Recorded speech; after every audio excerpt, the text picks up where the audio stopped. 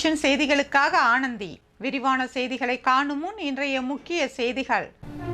விநாயகர் சிலை ஊர்வலம், பலத்த போலீஸ் பாதுகாப்பு. துணை தாசில்தார் தேர்வு, 30,000 பேர் பங்கேற்பு. அமைச்சர் தன்னை டார்ச்சர் செய்வதாக பெண் அமைச்சர் வெளியிட்டுள்ள வீடியோ சமூக வலைதளங்களில் வைரல். சிறை வார்டரை தாக்கிய போக்சோ கைதி காலாப்பட்டு காவல் நிலையத்தில் வழக்கு பதிவு. புதுவையின் பல்வேறு பகுதிகளில் பிரதிஷ்டை செய்யப்பட்டிருந்த விநாயகர் சிலைகள் இன்று ஊர்வலமாக எடுத்துச் செல்லப்பட்டு கடலில் கரைக்கப்பட்டது. நாடு முழுவதும் விநாயகர் சதுர்த்தி விழா கடந்த 27ஆம் தேதி கொண்டாடப்பட்டது. இதனையொட்டி புதுச்சேரி மற்றும் காரைக்காலில் 5 அடி முதல் 21 அடி வரை 500க்கும் மேற்பட்ட விநாயகர் சிலைகள் வைத்து பிரதிஷ்டை செய்யப்பட்டன. பிரதிஷ்டை செய்யப்பட்டிருந்த விநாயகர் சிலை கடலில் கரைக்கும் நிகழ்ச்சி இன்று நடைபெற்றது. மதியம் 1:30 மணி முதல் வைத்திக்குப்பம், சாரம், முத்தியால்பேட்டை, சுவாமிப்பிள்ளை தோட்டம், லாஸ்பேட்டை, பெரியார் நகர் உள்ளிட்ட பகுதிகளில் வைக்கப்பட்டிருந்த 100க்கும் மேற்பட்ட விநாயகர் சிலைகள் சாரம் அவ்வைத்திடலுக்கு வாகனங்களில் கொண்டு வரப்பட்டது. அங்கு சிலைகளுக்கு பூஜை செய்யப்பட்டு ஊர்வலம் தொடங்கியது. சாரம் அவ்வைத்திடலில் தொடங்கிய இந்த ஊர்வலத்தில் மேலதாளம் முழங்க விநாயகர் சிலைகள் ஒன்றன் பின் ஒன்றாக காமராஜர் வீதி, நேரு வீதி, காந்தி வீதி, SV பட்டேல் சாலை வழியாக கடற்கரை சாலையை வந்தடைகிறது. இதனையடுத்து விநாயகர் சிலைகள் அங்கு கடலில் கரைக்கப்பட்டன. புதுச்சேரி பழைய நீதிமன்ற வளாகம் எதிரே உள்ள கடற்கரையில் தடுப்பு கட்டைகள் போடப்பட்டு 3 அடுக்கு கிரேன் அமைக்கப்படுகிறது. அங்கு ஒவ்வொரு சிலையாக கடலில் கரைக்கப்பட்டது. விநாயகர் சிலை ஊர்வலத்தை முன்னிட்டு புதுச்சேரியில் போக்குவரத்து மாற்றம் செய்யப்பட்டிருந்தது. அசம்பாவிதம் நடைபெறாமல் இருக்க போலீசார் பலத்த பாதுகாப்பு ஏற்பாடுகளை செய்திருந்தனர். புதுவையில் துணை தாசில்தார் தேர்வு இன்று நடைபெற்றது. புதுவையில் 101 மையங்களில் இந்த தேர்வு நடத்தப்பட்டது. புதுச்சேரி அரசின் வருவாய் மற்றும் பேரிடர் மேலாண்மை துறையில் 30 துணை தாசில்தார் பணியிடங்களை நிரப்புவதற்கான அறிவிப்பு கடந்த மே 28ஆம் தேதி வெளியான நிலையில் இந்த பணிக்கு மொத்தம் 37,349 பேர் விண்ணப்பித்திருந்தனர். போட்டித் தேர்வு இன்று 2 அமர்வுகளாக நடைபெற்றது. காலை 10 மணி முதல் 12 மணி வரையிலும், மதியம் 2:30 மணி முதல் 4:30 மணி வரையிலும் நடைபெற்றது. புதுச்சேரி, காரைக்கால், மாகே, ஏனாம் உட்பட 101 மையங்களில் இந்த தேர்வு நடைபெற்றது. தேர்வு நடைபெறும் மையத்தின் நுழைவு வாயில் காலை 9:30 மணி மற்றும் மதியம் 2 மணி ஆகிய நேரங்களில் மூடப்பட்டது. அதற்கு பிறகு தேர்வர்கள் அனுமதிக்கப்படவில்லை. 4 பிராந்தியங்களிலும் உள்ள அனைத்து தேர்வு மையங்களிலும் மொபைல் இணைய சேவை தடுப்பு, கண்காணிப்பு கேமராக்கள், தேர்வர்களின் உடல் சோதனை, பயோமெட்ரிக் வருகை உள்ளிட்டவை ஏற்பாடு செய்யப்பட்டிருந்தது. தேர்வர்கள் தங்களது அனுமதி அட்டைகளில் அச்சிடப்பட்டுள்ள வழிமுறைகளை பின்பற்ற வேண்டும் என்றும் எச்சரிக்கை விடுக்கப்பட்டிருந்தனர். கால தாமதமாக சென்றவர்கள் ஏமாற்றத்துடன் திரும்பிச் சென்றனர். பெண் அமைச்சர் ஒருவர் தன்னை டார்ச்சர் செய்வதாக வீடியோ வெளியிட்டுள்ளது சமூக வலைதளங்களில் தற்போது வைரலாகி வருகிறது. புதுச்சேரி முன்னாள் அமைச்சர் சந்திர பிரியங்கா 2 அமைச்சர்கள் தனக்கு தொடர்ந்து தொல்லை கொடுப்பதாகவும் தனது உயிருக்கு ஆபத்து இருப்பதாகவும் ஒரு காணொலியை வெளியிட்டு புதுச்சேரி அரசியலில் பெரும் பரபரப்பை ஏற்படுத்தியுள்ளார். சந்திர பிரியங்கா அந்த காணொலியில் முன்வைத்த குற்றச்சாட்டுகள் கடுமையானவை. அவர் புதுச்சேரியில் 2 அமைச்சர்கள் எனக்கு பயங்கர டார்ச்சர் கொடுக்கிறார்கள். நான் செல்லும் பாதையில் கண்காணித்து என்னை சுற்றி உளவாளிகள் உள்ளனர். நான் பாதுகாப்பான இடத்தில் இல்லை என்று குறிப்பிட்டுள்ளார். மேலும் ஒரு பெண் கஷ்டப்பட்டு அரசியலில் வளர்ந்து வந்துவிடக்கூடாது என தன்னை இழிவுபடுத்துவதாகவும் அமைச்சராக இருந்தபோது சந்தித்த பிரச்சனைகளை கூட வெளிக்காட்டி கொள்ளவில்லை என்றும் அவர் வேதனை தெரிவித்துள்ளார். முதலமைச்சர் ரங்கசாமியின் மீது அதிருப்தி தெரிவித்துள்ள சந்திர பிரியங்கா, நான் ஒதுங்கி இருந்தும் என்னை கட்டுக்குள் வைக்க முடியவில்லை என்று அவர்கள் டார்ச்சர் கொடுக்கிறார்கள். முதல்வர் அவர்களுக்காக பொறுத்து போகிறார். அனைத்தும் தெரிந்தும் முதல்வரும் பொறுத்து போகிறார் என்று கூறியுள்ளார். இது ஆளும் NR காங்கிரஸ் கட்சிக்குள் பிளவு ஏற்பட்டுள்ளதை காட்டுவதாக அரசியல் நோக்கர்கள் கருத்து தெரிவித்துள்ளனர். தனது உயிருக்கு ஆபத்து இருப்பதாக புகார் அளிக்க சென்றபோது காவல்துறை அதிகாரிகள் கிண்டலாக பேசியதாகவும் சந்திர பிரியங்கா குற்றம் சாட்டியுள்ளார். உயிருக்கு ஆபத்து என்று புகார் கொடுக்க சென்றால் போலீஸ் அதிகாரி கிண்டலாக பேசுகிறார் என்று குறிப்பிட்டு மாநிலத்தில் சட்டம் ஒழுங்கு குறித்தும் கேள்வி எழுப்பியுள்ளார். சந்திர பிரியங்காவின் இந்த காணொலி எதிர்க்கட்சிகளிடையே விவாத பொருளாக மாறியுள்ளது. ஆளும் கூட்டணியில் உள்ள உள்பூசல்கள் எதிர்காலத்தில் புதுச்சேரி அரசியலிலும் மேலும் பல மாற்றங்களை ஏற்படுத்தும் என எதிர்பார்க்கப்படுகிறது. சிறை வார்டரை தாக்கிய போக்சோ கைதி மீது காலாப்பட்டு காவல் நிலையத்தில் வழக்கு பதிவு செய்யப்பட்டுள்ளது. புதுவை காலாப்பட்டு மத்திய சிறையில் தண்டனை மற்றும் விசாரணை கைதிகள் அடைக்கப்பட்டுள்ளனர். இந்நிலையில் நேற்று முன்தினம் மாலை கைதிகளுக்கு உணவு வழங்கும் நேரம் வந்துள்ளது.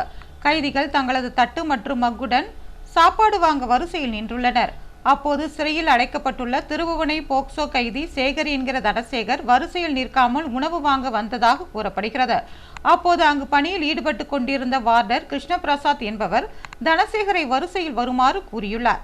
இதில் ஆத்திரமடைந்த தனசேகர் தன் கையில் வைத்திருந்த சில்வர் மக்கால் வார்டர் கிருஷ்ணபிரசாத்தின் தலையை தாக்கியுள்ளார். இதில் நெற்றியில் அவருக்கு ரத்தம் பீறிட்டுள்ளது. உடனே அவர் சிறையில் முதலுதவி பெற்றார். இது குறித்து சிறை கண்காணிப்பாளர் அளித்த புகாரின் அடிப்படையில் காலாப்பட்டு உதவி ஆய்வாளர் குமார் தனசேகர் மீது வழக்கு பதிவு செய்து விசாரணை நடத்தி வருகிறார். பகுதி நேர வேலை என கூறி நாடு முழுவதும் 200 கோடிக்கு மேல் மோசடி செய்த முக்கிய குற்றவாளிகள் சைபர் கிரைம் போலீசாரால் கைது செய்யப்பட்டனர். புதுச்சேரியை சேர்ந்த மகேஷ்குமார் என்பவருக்கு ஆன்லைனில் பகுதி நேர வேலை இருப்பதாக குறுஞ்செய்தி வந்துள்ளது. அதனை நம்பி அவர் அந்த எண்ணிற்கு தொடர்பு கொண்டு பேசியுள்ளார். அவர்கள் குறிப்பிட்ட கால ஒப்பந்தம் போட்டு பணியை வழங்கியுள்ளனர். இதற்காக அவர்கள் கொடுத்த லிங்கின் மூலம் மகேஷ்குமார் அவர்கள் வழங்கிய வேலையை செய்து வந்துள்ளார். இதற்கிடையில் குறிப்பிட்ட காலக்கெடுவில் வேலையை முடிக்கவில்லை என்று மகேஷ்குமார் மீது வழக்கு பதிவு செய்ய போவதாக அவர்கள் மிரட்டி 4,68,127 ரூபாயை மிரட்டி பெற்றுள்ளனர். இது குறித்து சைபர் கிரைம் காவல் நிலையத்தில் வழக்கு பதிவு செய்யப்பட்டது. அதன் அடிப்படையில் போலீசார் விசாரணை நடத்தினர். பகுதி நேர வேலை வழங்குவதாக கூறி நாடு முழுவதும் 200 கோடிக்கு மேல் மோசடியில் ஈடுபட்ட முக்கிய குற்றவாளிகள் 2 பேரை புதுச்சேரி சைபர் கிரைம் போலீசார் கைது செய்தனர்.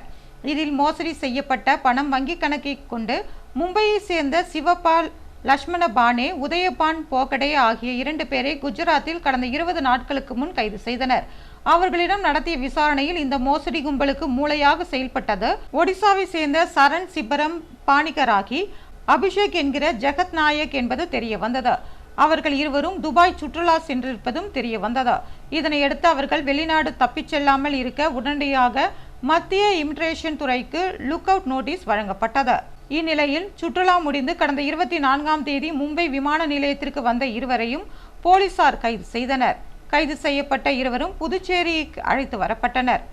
அவர்களிடமிருந்து 4,68,000 மற்றும் மோசடிக்கு பயன்படுத்திய மொபைல் போன்கள், சிம் கார்டுகள் ஆகியவை பறிமுதல் செய்யப்பட்டது. தவளக்குப்பம் அருகே இருசக்கர வாகனம் திருடிய வாலிபர் கைது செய்யப்பட்டுள்ளார். புதுவை தவளக்குப்பம் அருகே பூரணாங்குப்பம் திரௌபதியம்மன் கோவில் தெருவை சேர்ந்தவர் நாகமுத்துவின் மகன் ராஜசேகர். இவர் கடந்த 19ஆம் தேதி இருசக்கர வாகனத்தை வீட்டின் வாசலில் நிறுத்திவிட்டு தூங்கச் சென்றுள்ளார். மறுநாள் வந்து பார்த்தபோது இருசக்கர வாகனம் காணவில்லை. இது குறித்து தவளக்குப்பம் காவல் நிலையத்தில் புகார் அளித்தார். அதன் அடிப்படையில் உதவி ஆய்வாளர் ஜெயகுருநாதன் வழக்கு பதிவு செய்து கண்காணிப்பு கேமரா காட்சிகளை ஆய்வு செய்தார். அதில் 2 நபர்கள் திருட்டு சம்பவத்தில் ஈடுபட்டது தெரிய வந்தது. இதில் திருச்சிற்றம்பலம் கூட்டுறவு ரோட்டு பகுதியை சேர்ந்த ஏழுமலையின் மகன் நரேஷ் என்பவரை டவர் லொகேஷன் மூலம் கண்டுபிடித்து கைது செய்தனர். மேலும் அவரிடமிருந்து 3 இருசக்கர வாகனங்கள் பறிமுதல் செய்யப்பட்டது. தொடர்ந்து நீதிமன்றத்தில் ஆஜர்படுத்தி காலாப்பட்டு மத்திய சிறையில் அடைத்தனர். மேலும் ஒரு குற்றவாளியை போலீசார் தேடி வருகின்றனர். தேசிய விளையாட்டு தினத்தை முன்னிட்டு நடைபெற்ற சைக்கிள் பேரணியை கவர்னர் கைலாஷ்நாதன் தொடக்கி வைத்தார். புதுச்சேரி விளையாட்டு மற்றும் இளைஞர் நல இயக்குநரகம் மற்றும் இந்திய விளையாட்டு ஆணையம் சார்பாக புதுச்சேரி கேலோ உற்சவ தேசிய விளையாட்டு தினத்தை முன்னிட்டு விளையாட்டு திருவிழாவின் ஒரு நிகழ்ச்சியாக பள்ளி மாணவர்கள் மற்றும் பொதுமக்கள் கலந்து கொண்ட மிதிவண்டி ஓட்ட நிகழ்ச்சி புதுச்சேரி கடற்கரை சாலை காந்தி சிலை அருகில் நடைபெற்றது. இந்நிகழ்ச்சியினை துணைநிலை ஆளுநர் கைலாஷ்நாதன் கொடியசைத்து துவக்கி வைத்தார். சபாநாயகர் ஏம்பலம் செல்வம், விளையாட்டுத்துறை அமைச்சர் நமச்சிவாயம், பாராளுமன்ற ராஜ்யசபா உறுப்பினர் செல்வ கணபதி, தலைமை செயலர், விளையாட்டுத்துறை செயலர் மற்றும் பல்வேறு துறை செயலர்களும் காவல்துறை அதிகாரிகளும் கலந்து கொண்டனர். இந்நிகழ்ச்சியில் பல்வேறு அரசு மற்றும் தனியார் பள்ளி மாணவர்களும் பொதுமக்களும் திரளாக கலந்து கொண்டனர். இந்நிகழ்ச்சி ஏற்பாடுகளை விளையாட்டு மற்றும் இளைஞர் நல இயக்குனர் வெர்பினா ஜெயராஜ் செய்திருந்தார்.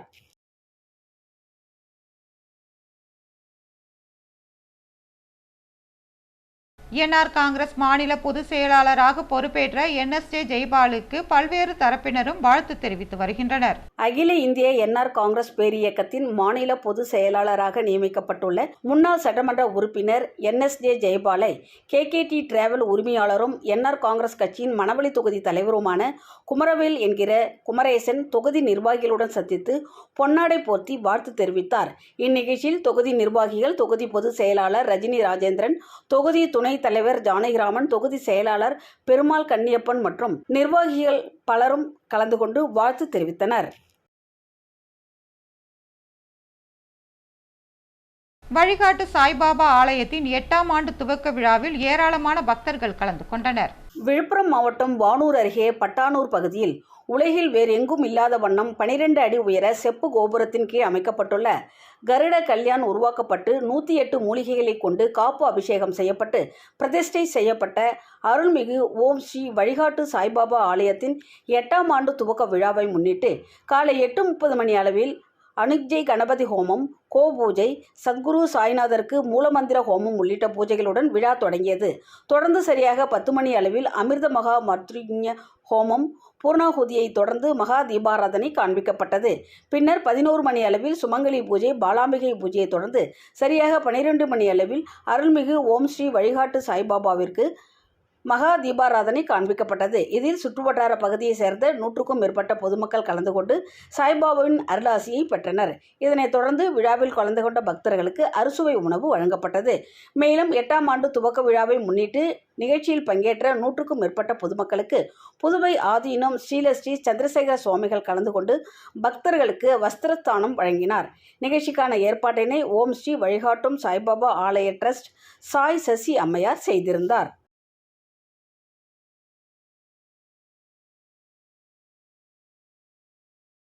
வள்ளுவன் மேட்டிற்கு கருமாதி கொட்டகை அமைக்கும் பணியை சட்டமன்ற உறுப்பினர் சாய் சரவணகுமார் தொடங்கி வைத்தார். ஊசுடு தொகுதிக்குட்பட்ட வள்ளுவன்பேட் பகுதிக்கு கருமகாரிய கொட்டகை அமைக்கும் பணிக்கு தொகுதியின் சட்டமன்ற உறுப்பினரும் முன்னாள் அமைச்சருமான சாய் சரவணன்குமார் அவர்களின் முயற்சியில் 8 லட்சம் ரூபாய் மதிப்பீட்டில் அரசாணை பெற்று அதற்கான பூமி பூஜை நிகழ்ச்சி நடைபெற்றது. தொகுதி சட்டமன்ற உறுப்பினர் சாய் சரவணன்குமார் தலைமை தாங்கி பூமி பூஜை செய்து பணியினை தொடங்கி வைத்தார். இந்நிகழ்ச்சியில் பாட்கோ இளநிலை பொறியாளர் முகுந்தன், பாஜக தொகுதி ஒருங்கிணைப்பாளர் சாய் தியாகராஜன், தொகுதி தலைவர் முத்தாலு முரளி, மகளிரணி தலைவி மல்லிகா, ஊசுடு சாலை மற்றும் குடிநீர் பொறுப்பாளர் கருணாகரன் உட்பட ஊர் முக்கியஸ்தர்கள் உட்பட ஏராளமான பொதுமக்கள் கலந்து கொண்டனர்.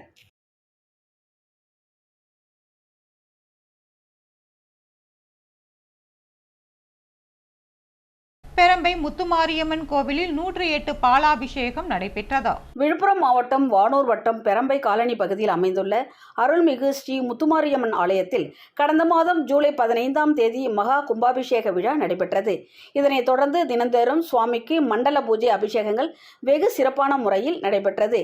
இந்நிகழ்ச்சியில் இன்று 48வது நாள் மண்டல பூஜை பூர்த்தி விழா நடைபெற உள்ளதை முன்னிட்டு இன்று காலை மங்கள இசையுடன் அனுஜை விநாயகர் பூஜை, மகா கணபதி ஹோமம், மகாலட்சுமி ஹோமம், நவக்கிரக ஹோமம், பூர்ணாகூதி, மகா தீப ஆராதனை ஆகிய நிகழ்ச்சிகளும் அதனைத் தொடர்ந்து 108 பால்குட அபிஷேகம் வெகு சிறப்பான முறையில் நடைபெற்றது.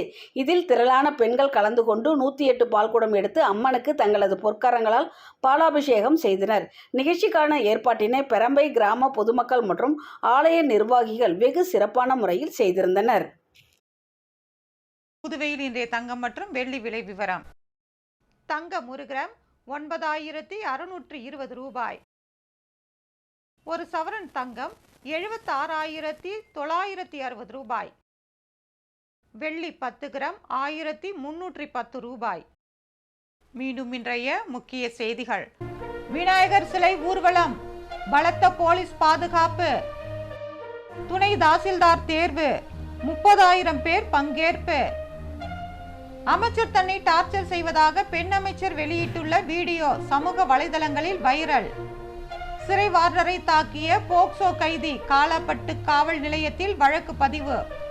இத்துடன் செய்திகள் நிறைவு பெறுகிறது. வணக்கம்.